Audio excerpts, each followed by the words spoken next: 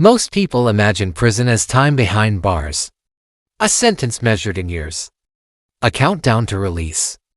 But in the worst prisons in the United States, time is irrelevant. Because the sentence is not about how long you stay. It's about what remains of you while you're there.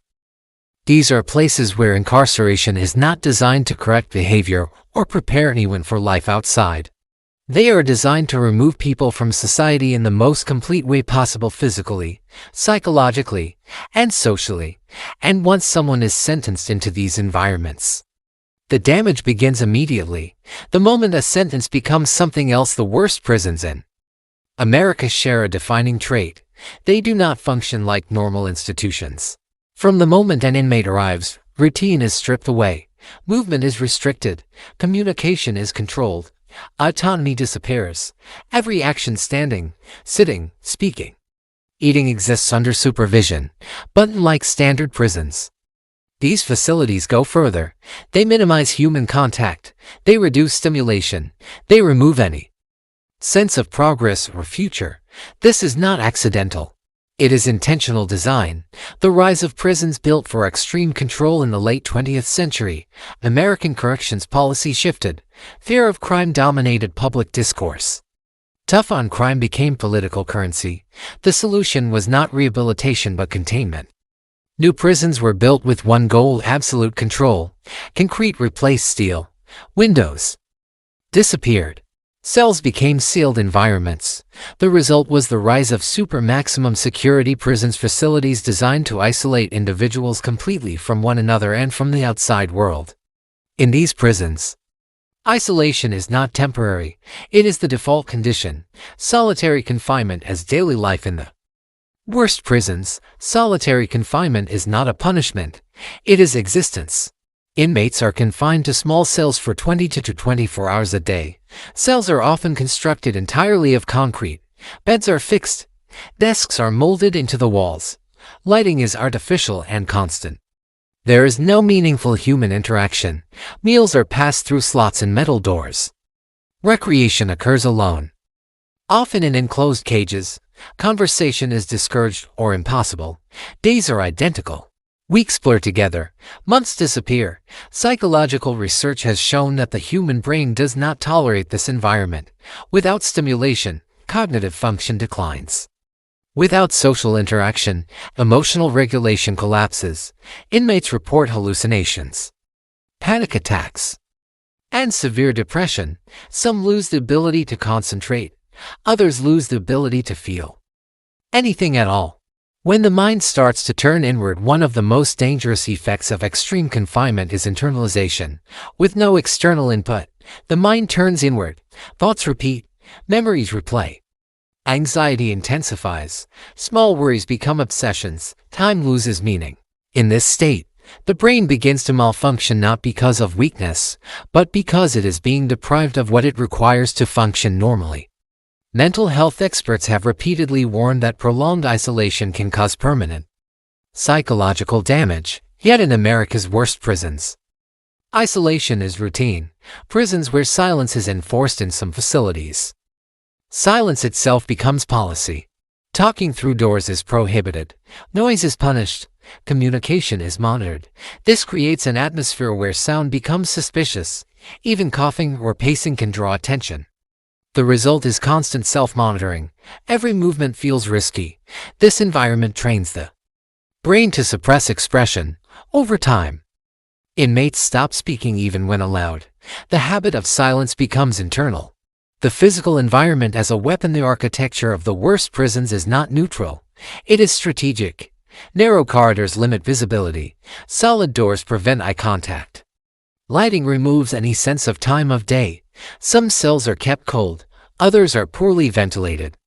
Natural light is minimal or non-existent. These conditions create sensory deprivation. The absence of sunlight disrupts circadian rhythms. Sleep patterns deteriorate. Fatigue becomes chronic. The body weakens. The mind follows. Why these prisons house the worst of the worst? The justification for these prisons is always the same. They house the most dangerous inmates, the most violent offenders, the highest security risks. This narrative makes conditions easier to defend. Suffering becomes acceptable when fear is involved, but studies have shown that extreme conditions often increase instability rather than reduce it. Isolation does not calm the mind. It fractures it, and fractured minds are not safer. The invisible nature of extreme prisons. 1.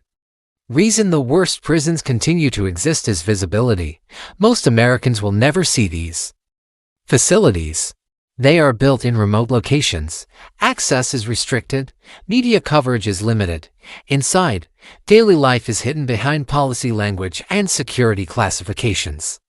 What cannot be seen is easier to ignore. The first loss, identity in extreme prisons. The first thing to disappear is identity.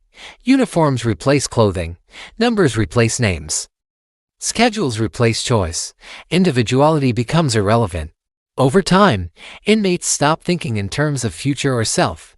The mind adapts to survival mode. Long-term goals vanish. Short-term endurance becomes everything. Why release does not mean recovery even for those who eventually leave these prisons. The damage often remains. Former inmates report difficulty making decisions. Social interaction feels overwhelming. Noise triggers anxiety. Some struggle to speak in groups. Others experience emotional numbness. Freedom requires skills these environments actively destroy. The real sentence in the worst prisons in America. The sentence is not measured in years. It is measured in losses. Loss of autonomy. Loss of connection. Loss of mental stability. And this is only the beginning. Because beyond isolation and silence, there are prisons where survival itself becomes uncertain, where neglect, violence, and abandonment define daily life. Those prisons come next. In some prisons, the greatest threat is isolation. In others, it is something more immediate: violence, neglect, and the slow collapse of systems meant to keep people alive. These are the prisons where survival is uncertain, not because of a single moment, but because danger is built into daily life. And once someone is sentenced into these environments, safety becomes something they must negotiate on their own. When prisons lose control, one of the most dangerous factors in American prisons is not intent, is overcrowding. Across the United States, many prisons operate far beyond their design capacity. Cells meant for 1 or 2 people house 3 or more. Dormitories hold hundreds. Resources are stretched thin. When population increases faster than staffing, control weakens. Correctional officers become reactive rather than preventative. Response time slow. Oversight decreases. In these conditions, the prison no longer fully governs behavior. Power shifts inward. The emergence of informal power. When official authority weakens, informal systems take over. In overcrowded prisons, inmate hierarchies form naturally. Protection is no longer guaranteed by the institution. It is negotiated. Groups enforce rules the prison cannot. Territories are established. Debts are tracked. Violence becomes currency. Refusal to participate carries consequences. In these environments, neutrality is not an option. Inaction is interpreted as weakness. Survival depends on awareness, alignment, and constant vigilance. Violence as routine, not exception. In the worst prisons, violence is not always explosive. Often, it is normalized. Fights occur regularly. Weapons are improvised. Injuries are expected. Some incidents go unreported not because they are unseen, but because they are unsurprising. Medical treatment may be delayed. Investigations may be minimal. Life moves on. This normalization creates a psychological shift. Fear becomes background noise. The nervous system adapts to constant threat, and once that adaptation occurs, it does not easily reverse. The role of understaffing amplifies every existing problem. When there are too few officers, movement becomes harder to monitor. Searches become less frequent. Tension goes unnoticed until it erupts. Staff fatigue increases. Judgment suffers. Mistakes become more likely. In extreme cases, entire housing units operate with minimal supervision. This creates opportunities for abuse not just between inmates, but within the system itself. Oversight fails quietly. When medical care becomes optional, another defining feature of the worst prisons is medical neglect. Incarcerated people depend entirely on the institution for care. They cannot leave. They cannot seek alternatives. They cannot escalate easily. In many facilities, medical units are understaffed and underfunded. Appointments are delayed. Symptoms are minimized. Requests go unanswered. Chronic conditions worsen. Mental health treatment is often limited to crisis response rather than ongoing care. By the time intervention occurs, damage has already been done. Mental illness in extreme environments. American prisons house a disproportionate number of people with mental illness. Extreme prison conditions do not treat this.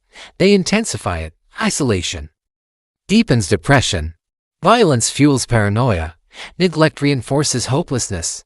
In some facilities, behavioral symptoms of mental illness are punished rather than treated. Isolation is used as control. This creates a cycle. Symptoms worsen, punishment increases, functioning declines. The prison becomes both the cause and the response to the crisis. Suicide and self-harm. One of the most devastating indicators of extreme prison conditions is suicide. Rates of suicide in certain prisons far exceed those in the general population. Isolation increases risk. Hopelessness increases risk. Lack of mental health care increases risk. In some facilities, individuals in crisis are placed in restrictive housing for their own safety.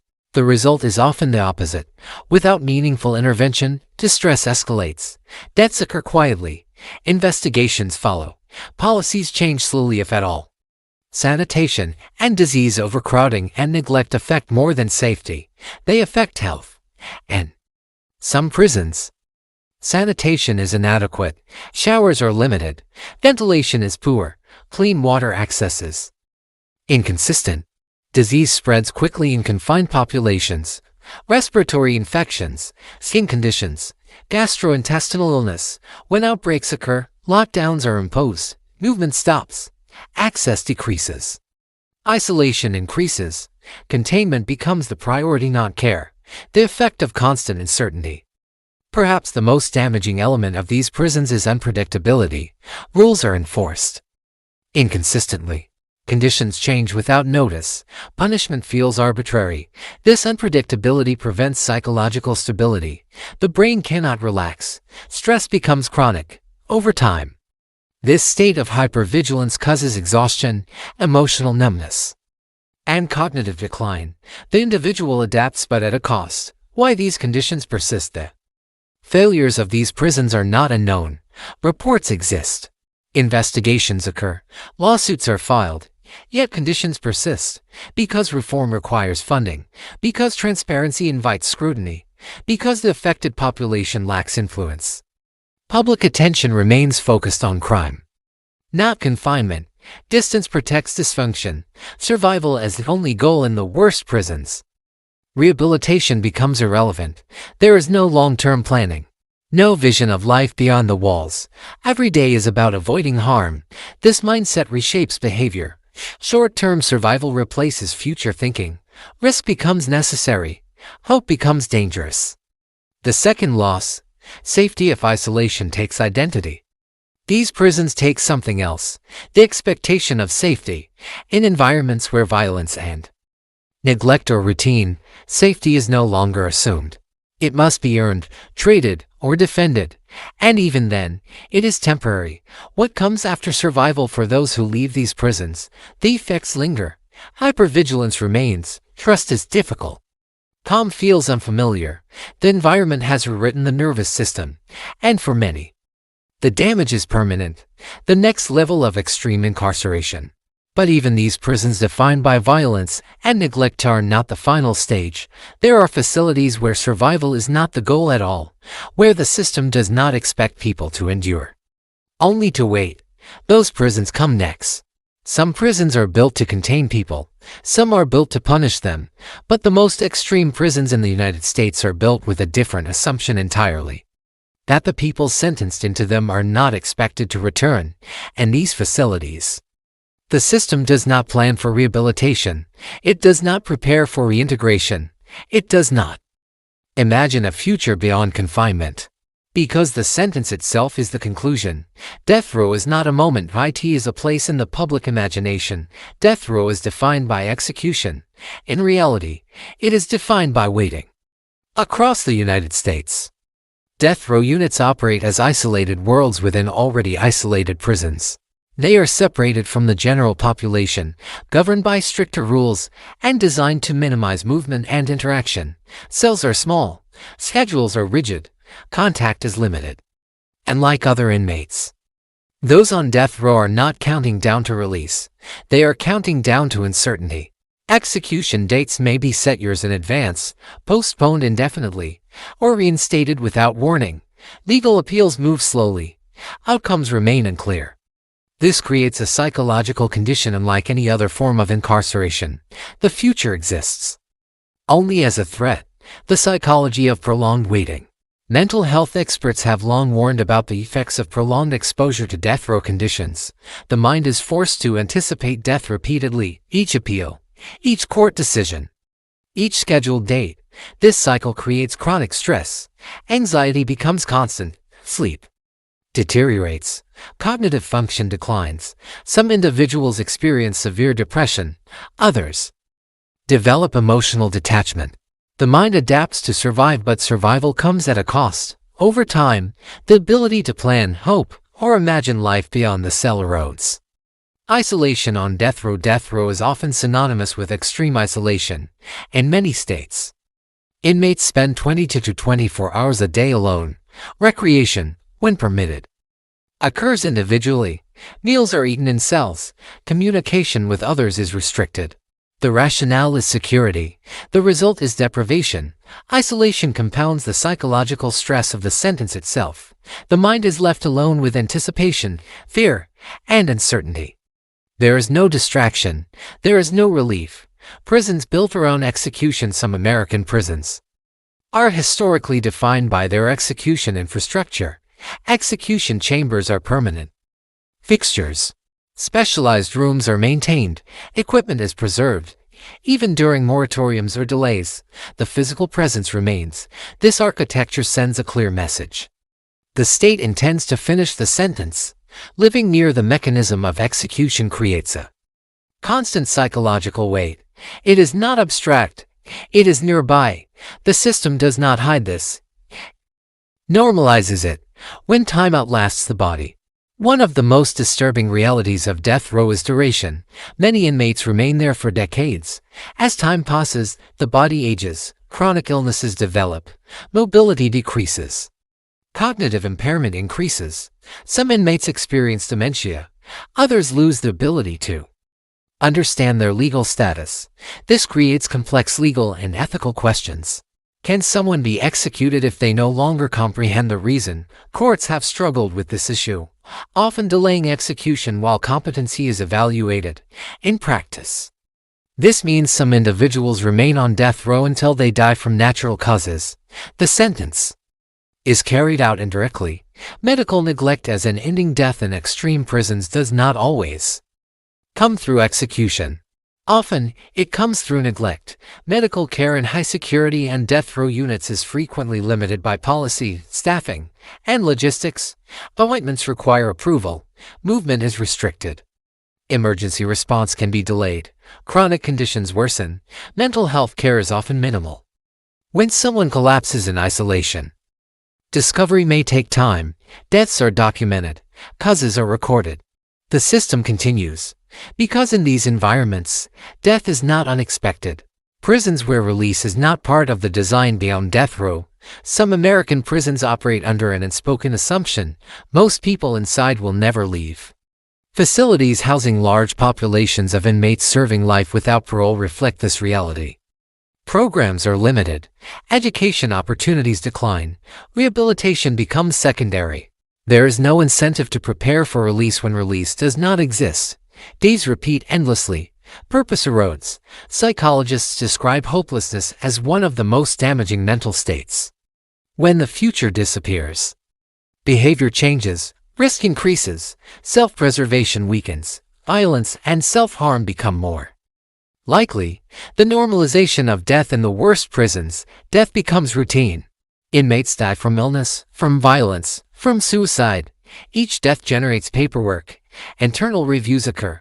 Reports are filed. But because prisons are closed systems, Most deaths never enter public awareness. Families are notified. The public is not. This normalization creates detachment. Death becomes an administrative outcome rather than a systemic failure. The effect on the institution itself. Extreme environments do not only affect inmates, they affect institutions. Staff working in high-death, high-isolation facilities experience elevated stress, burnout, and emotional detachment. Repeated exposure to suffering erodes empathy. Rigid enforcement replaces discretion. Distance replaces engagement. The institution adapts to its environment. Harsh conditions produce hardened systems. And hardened systems resist change. Why these prisons continue to exist? The continued existence of death-focused prisons raises an obvious question. If the damage is known, why do they persist? The answer lies in visibility and fear. The people housed in these facilities are among the most politically invisible. Public discourse focuses on crimes committed, not conditions endured. Fear overrides empathy. As long as these prisons remain distant and unseen, their outcomes remain acceptable. The final function of extreme incarceration. The worst prisons in America reveal something fundamental about extreme punishment. They are not designed to rehabilitate. They are not designed to restore. They are designed to conclude. Whether through execution, neglect, or psychological collapse, the system anticipates an ending. Sometimes that ending is death. Sometimes it is irreversible damage, but it is rarely recovery. The true measure of a sentence is often measured in years, but in these prisons, the true measure is different. It is measured in what remains of mental stability, what remains of physical health, what remains of identity. In these places, punishment does not stop at confinement. It continues until something gives. And that is what makes these prisons the worst places to be sentenced into.